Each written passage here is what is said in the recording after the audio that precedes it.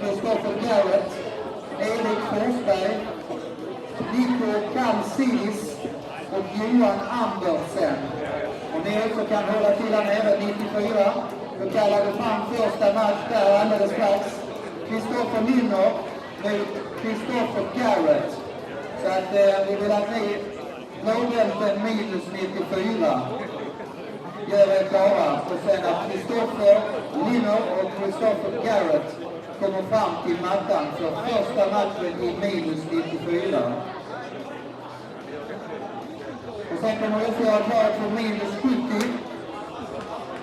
Och där har vi Linus Johansson, Erik Svärd, Asa Roger, Nick Ranes, Kenny Jensen, Jörgen Kaiser och Martin Andersson.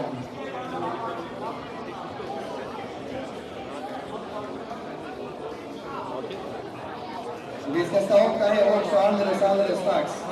Då tar vi er också här på matta 1 till vi har kört färdigt med juniorerna. Sen kommer vi flytta er till en annan matta.